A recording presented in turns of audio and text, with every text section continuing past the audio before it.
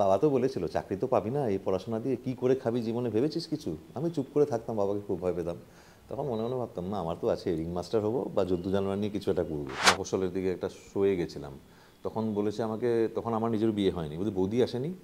আমি বৌদিকে, আমি বললাম মোহর না, তখন মানে হিয়া বলেছিল ভুলে গেছি, কিন্তু বৌদি হলো অপরাজিতাকে বলছে, ভাবছে সত্যিকারের স্ত্রী। আমার তো খুব ছোট একটা কাজের পরিসর ছিল ওইখানে, কিন্তু তার মধ্যে ঋতুদা খুব হোমলি ওয়েতে শ্যুট করতো।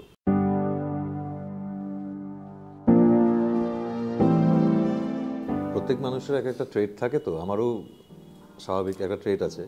এবারে রাগী আর দাম্ভিক অনেকেই ভাবে যে অনস্ক্রিন ক্যারেক্টার প্লে যেরকম করেছি আজ অব্দি, সেটা দেখে ভাবে লোকেরা খুব রাগী বা এখন দাম্ভিক কিনা সেটা ডিপেন্ড করে আমার সামনের লোকটা কীরকম তার উপরে।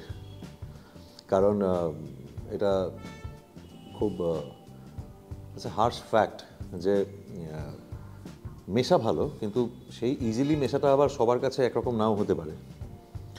অনেকেই তখনই দূরত্ব একটা মানুষের সঙ্গে তৈরি হয় যখন কেউ টেকেন ফর গ্রান্টেড নেয়, বা সেই মেশাটাকে যদি একটু বেশি গ্রান্টেড নেওয়া শুরু করে, তখন আমি কেন সবাই একটু শান করে দেয়। এবারে সেটাকে অনেকেই দাম্ভিক বললে মানে তার তার বিষয় আর কি।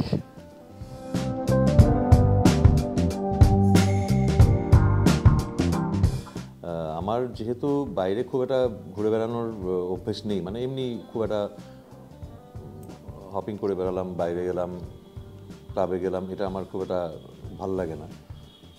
বরঞ্চ নিজেকে নিয়ে ব্যস্ত থাকি। আর পার্টি করলেও আমি অবশ্যই খুব পার্টি করি বন্ধুদের সাথে, হয় আমার বাড়িতে বা বন্ধুদের বাড়িতে। আমি খুব পার্টি করি, হাউস পার্টি।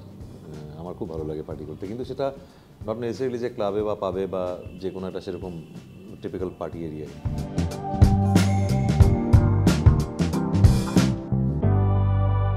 আমি খলনায়কের চরিত্র কিন্তু এর আগে করেছিলাম একবার, ক্রান্তি সিনেমাটাতে, আমার প্রথম সিনেমা বাংলা সিনেমার মধ্যে।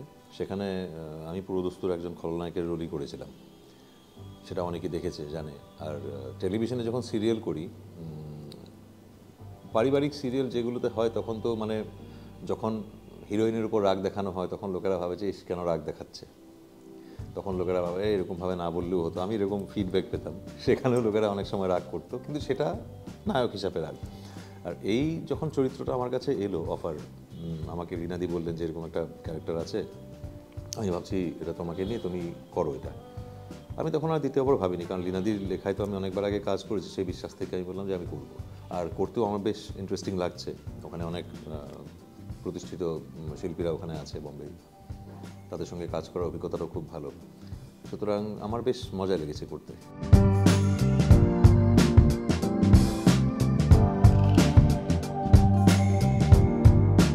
না, সেরকম মনে হয় কথাটা আমি মানে এক্স্যাক্টলি সেরকমভাবে বলবো না, এটা খুব ড্রাস্টিক হবে বলাটা। হ্যাঁ, আমি ভেবেছি আরও ছবি করতে পারলে ভালো হতো, কিন্তু ছবি করতে পারলে ভালো হতো, তারপরে আসে যে কীরকম কী সুযোগ আসছে বা কীরকম কী অফার আসছে।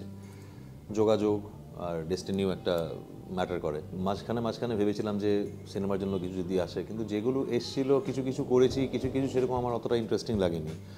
তারপরে আমি টোটালি যেটা এসছিল প্রমিনেন্ট কাজ, যেগুলো টেলিভিশনের কাজ আমি করেছি, তার উপরে ফোকাস করে গেছি। ফলত এটা নিয়ে আমার কোনো বিশেষ আফসোস হয় না, কিন্তু আমার এখন মনে হয় যে আই ক্যান ভেঞ্চার আউট। অনেকদিন এক ধরনের কাজ আমি যখন করে গেছি টেলিভিশনে, এরপরে ওই জন্য আমি খলনায়কের রোলটা এখানে আমি অ্যাকসেপ্ট করলাম। আর লোকেরা যখন প্রশ্ন করে যে এতদিনের টেলিভিশনের সঙ্গে সিনেমায় ফোকাস করলে কি ভালো হতো, হয়তো ভালো হতো বা হয়তো হতোও না, কিন্তু আমি যেরকম ভেবেছিলাম ঠিক সেরকমভাবে হয়নি বলে আমি টেলিভিশনে ফোকাস করেছি। কিন্তু তার বিনিময়ে আমি যেটা পেয়েছি, সেই পাওয়াটার জন্য কিন্তু লোকেরা আজকেও আমাকে মনে রাখে, সেটাও কিছুতে কম নয়।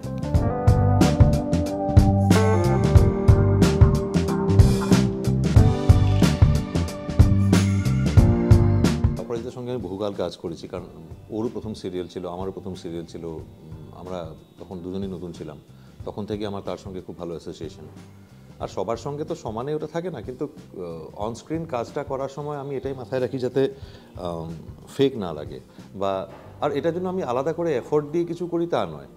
হয়তো সহজাতভাবে আমার কাছে যেটা আসে আমি ওটাই করেছি, আর ওটাই হিট হয়েছে। আমি ভাবি একটাই জিনিস, যে রোলটা আমাকে দেওয়া হয়েছে, যে ক্যারেক্টারটা, তার সঙ্গে যা ইকুয়েশন আছে বা থাকার কথা, সেটা যেন ন্যাচারালি থাকে। মানে আমি যদি কিছু বানিয়ে কিছু করতে যাই, সেটা হয়তো ফেক লাগবে, আমি নিজে কনভিন্সড হব না।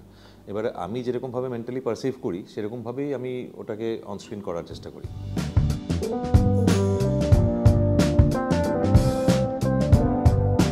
অনেকেই তখন ভাবতো যে বাস্তবে স্বামী স্ত্রী নাকি। আমি একবার কোনো একটা বহু আগেই মফস্বলের দিকে একটা শোয়ে গেছিলাম, তখন বলেছে আমাকে, তখন আমার নিজের বিয়ে হয়নি, বলছি বৌদি আসেনি। আমি বললাম বৌদি কে? মোহর বৌদি। আমি বললাম মোহর না, তখন মানে হিয়া বলেছিল ভুলে গেছি, কিন্তু বৌদি বলে অপরাজিতাকে বলছে, ভাবছে সত্যিকারের স্ত্রী। আমি তখন বললাম যে না না, আমার তো এখনো বিয়ে হয়নি, আর ও তো আমার অনস্ক্রিন আমার ওয়াইফ। মানে এরকম লোকেরা ভাবে, আর এটা তাদের কনভিকশনটা দেখলে আমারও ভালো লাগে যে ওকে, তার মানে করতে পেরেছি ঠিকঠাক।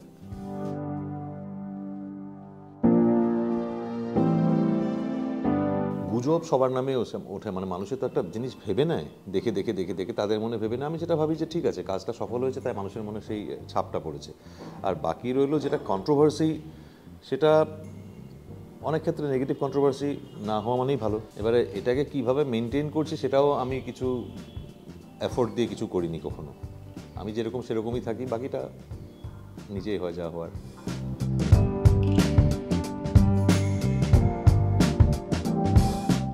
লীনাদির একটা জিনিস তো কমন আছে, যে উনি এখানেও যখন কাস্টিং করেন, যারা খুব কেপেবল, খুব নাম করা আর্টিস্ট, সেরকম আর্টিস্টকে নিয়ে উনি কাজ করেন, যাতে কাজটা খুব 100-100 হয়। বম্বেতেও দেখলাম খুব ভালো ভালো কাস্টিং উনি নিয়েছেন, অনেক চেনা মুখ, এই জিনিসটা কমন। আর বাকি রইল ডিফারেন্স, যদি আমাকে জিজ্ঞেস করা হয়, টেকনিক্যাল ডিফারেন্স তো অনেকটাই আছে, কারণ আমাদের থেকে ওটা অনেক বড় ইন্ডাস্ট্রি, আর ইউনিটের সাইজ বড়, বহরে যেটা বড় হয়, প্রোডাকশন ভ্যালু অনেক বেশি হয়, তার তামঝাম অনেক বেশি থাকে। ওখানে প্রথম কাজ করতে গিয়ে দেখে আমার এটা ভালো লাগলো যে আমরা এতদিনে যেটা করে এসেছি, গ্র্যাজুয়ালি যেটা হয়ে এসছে, সেটাও কিন্তু বম্বে থেকে খুব একটা পিছিয়ে নয়। টেকনিক্যালি কিছু জিনিস আছে, যেরকম একটা শট বহুবার নেওয়া হয়, একটা সিন বহু রকমভাবে টেক করা হয়, যাতে পরে কেটে ওটাকে এডিট করা যায়। এই টেকনিক্যাল ডিফারেন্সগুলোর বাদে, আর volume of production, value of প্রোডাকশনের বাদে, বাকি সবটা মোটামুটি কিন্তু আমার একই লেগেছে। আর হ্যাঁ, আরেকটা জিনিস, আমরা ওখানে একবার থেকে শ্যুট করলে বা ট্রাভেল করার পর বোঝা যায় কলকাতায় কত ইজিলি কোনো একটা জায়গায় রিচ করা যায়। যে যতই আমরা বলি এখানে ট্রাফিক জ্যাম, এই গাড়ি, ওখানকার ট্রাফিক জ্যাম আর এখানকার ট্রাফিক জ্যামের মধ্যে আকাশ পাতাল ফারাক আছে।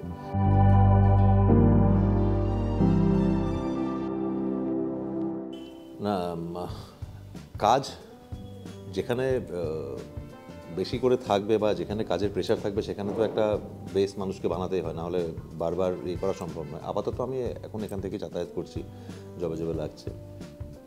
যদি সেরকম দেখি যে ওখানে থাকার প্রয়োজন হচ্ছে, তাহলে আমি নিশ্চয়ই করব, সেই প্ল্যানটা আছে।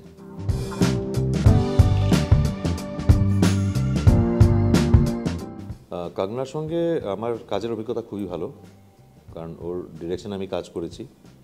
আর ও খুবই কার্টসি নিয়ে চলে, খুব রেসপেক্ট দিয়ে সবাইকে ইয়ে করে, ট্রিট করে ফ্লোরে।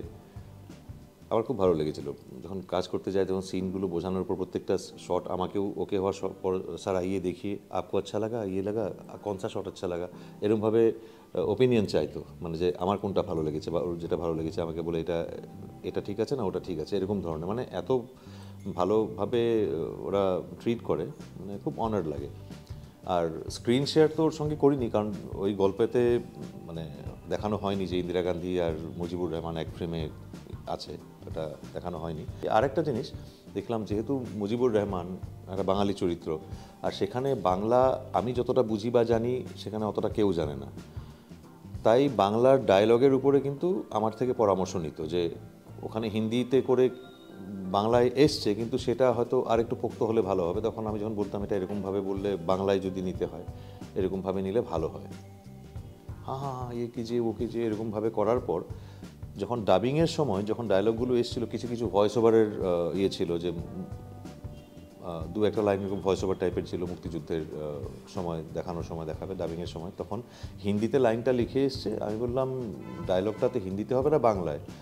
नहीं सर, आप बंगाली में बोलिए, मैडम ने कह दिया है बंगाली आप खुद बनाएंगे, दूसरों से नहीं करवाए इसलिए। তো উনি আমার উপরে ওইটুকু ভরসা রেখেছিল যে হিন্দিটা দিয়ে দিল, বাংলাটা আমি করে যাতে আমি এটা করি, ওইটুকু আমার উপরে দিয়েছিল।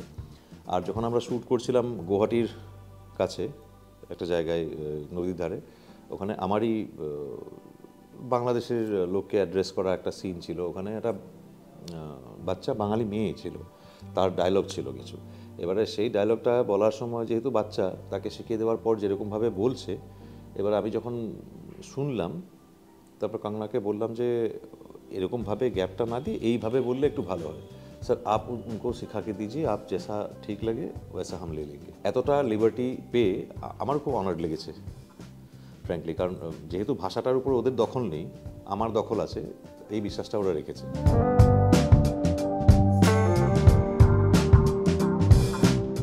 হ্যাঁ, ছোটোবেলা থেকে আমি ভাবতাম আমি রিং মাস্টার হবো, কিছু না হলেও রিং মাস্টার হবো। ওই জন্য পড়াশোনার প্রতিও খুব একটা আমার টেনশন ছিল না, কারণ বাবা তো বলেছিল চাকরি তো পাবি না, এই পড়াশোনা দিয়ে কী করে খাবি জীবনে, ভেবেছিস কিছু? আমি চুপ করে থাকতাম, বাবাকে খুব ভয় পেতাম। তখন মনে মনে ভাবতাম না, আমার তো আছে, রিং মাস্টার হবো বা যুদ্ধ জানোয়ার নিয়ে কিছু একটা করবো। আর সেটাই আমি পর্দায় একবার করার সুযোগ পেয়েছি। কিন্তু এটা আরও ভালো হতো যদি সেরকম কোনো একটা সুযোগ পেতাম যেখানে আমি আসল বাঘ বা সিংহের সঙ্গে কিছু করতে পারতাম। তবে আমার এগুলো জেনুইনলি ভালো লাগে, জন্তু জানোয়ার বা কোথাও ঘুরতে যাওয়া, বাইক চালিয়ে ঘুরে বেড়ানো, আমার এগুলো জেনুইনলি ভালো লাগে। এটা আমার জীবনে খুব বড় স্বপ্ন যে একদম আসল জন্তু জানোয়ার নিয়ে আমি শ্যুট করতে চাই কখনো কোনো প্রজেক্টে, হয়তো হবে জীবনে কখনো।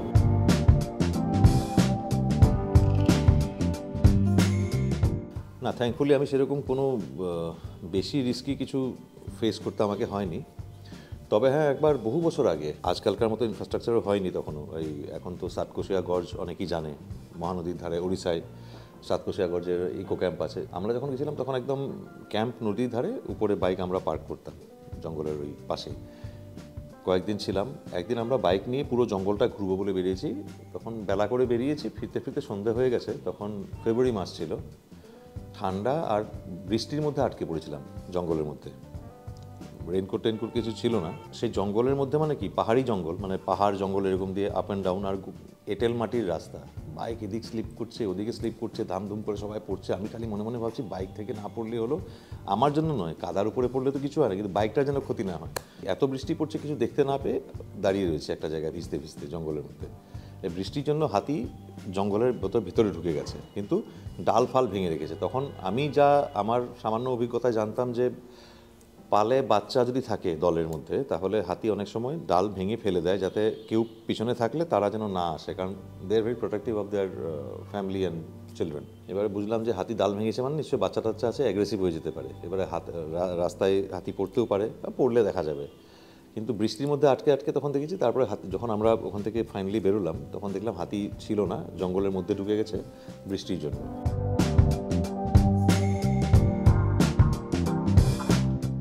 হ্যাঁ, পরিচালক হিসেবে সৃজিত মুখার্জির বিষয়ে নতুন করে আমি আর কি বলবো। আর সেরকম একটা জায়গায় কাজ করতে পারাটাও আমার কাছে একটা বড় ব্যাপার ছিল। আর তার উপরই সবচেয়ে বড় আকর্ষণ ছিল, আমি এবারে গল্পটা বলি, যখন আমি পেপারে পড়লাম যে আড্ডা টাইমসের জন্য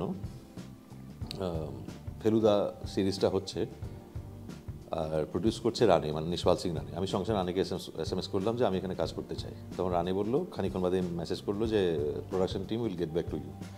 তারপরে আমাকে ডেকে কথা হলো যে কারান্ডিকারের চরিত্র। আমরা ঠিক আছে, খুব ভালো কথা। আমার এখানে আর একটা স্পেশাল এই জন্য লেগেছে, ফেলুদার বিভিন্ন গল্প হয়েছে, এই গল্পটা কখনো আগে হয়নি, সুতরাং কারান্ডিকার চরিত্রও কেউ করেনি। অনেকজন আগে ফেলুদা হয়েছে, এই গল্পটা নতুন। আর কারান্ডিকার যেহেতু ওই গল্পটার একটা আইকনিক ক্যারেক্টার, ওটা আমি প্রথম প্লে করেছি। মানে এরপরে কেউ সিনেমা বানালেও তার আগে আমি করে ফেলেছি, এটা আমি বলতে পারবো যে প্রথম কারান্ডিকার।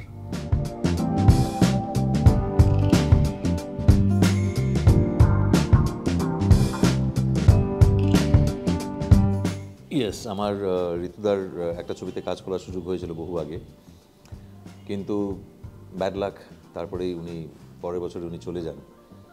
আমার সঙ্গে কথা যখন হতো তখন সিনেমার পরেও যে ঋষি আমরা একসঙ্গে কাজ করবো, আমি খুব আশায় বুক বাঁধতাম যে ঋতুদার সঙ্গে যদি ভালো করে কিছু কাজ করা যায়, কিন্তু সেটা আর হয়ে উঠল না। আমার তো খুব ছোট একটা কাজের পরিসর ছিল ওইখানে, কিন্তু তার মধ্যে ঋতুদা খুব হোমলি ওয়েতে শ্যুট করতো। মানে গিয়েই এত ইজি করে দিত যে দেখ এটা আমি চাইছি, এবারে তুই নিজের মতো করে কর, আর তোর মনে কোনো প্রশ্ন থাকলে আমাকে হেজিটেট করবি না প্রশ্ন করতে। আর তোর যদি মনে হয় আমি বলার থেকে তোর নিজের আইডিয়াটা বেশি কনভিন্সিং, তুই ওটাই কর। এরকম একটা মানুষ যখন এরকমভাবে সাহস দেয়, তখন তো কনফিডেন্স এমনি একের জায়গায় দুই চলে আসে।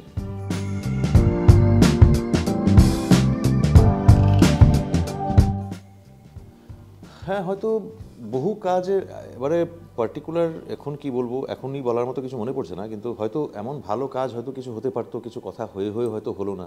তখন মনে হয় যে ইস, এটা করতে পারলে ভালো হতো, বা সামহাও যেরকম আমি বললাম একটু আগে, ঋতুদার সঙ্গে কথা হতো যখন বলেছিল যে আমরা একসঙ্গে কাজ করবো ঋষি, তোর আমার এই কাজটা খুব ভালো লেগেছে। কিন্তু তারপরে যখন উনি চলেই গেলেন, এটা একটা আমার আক্ষেপ। প্লাস তরুণ মজুমদারের সঙ্গে আমি একটা ছবিতে কাজ করার সুযোগ পেয়েছিলাম, সেটা 2007-এ, মানে ঋতুদার ছবিটার আগে। সেটাও আমার খুব বড় একটা সুযোগ ছিল, আমি যেটা কাজ করেছি আমি খুব হ্যাপি। তারপরে উনিও সিনেমার বানানো কমিয়ে দিয়েছিলেন, তারপরে কোথাও একটা না দুটোই বানিয়েছিল, তারপরে তো উনিও চলে গেলেন। এই লোকগুলোর সঙ্গে যদি একটু আগে পরিচয় হতো আমার, তাহলে হয়তো আর একটু কাজের সুযোগ পেতাম। এটাও একটা আমার আক্ষেপ।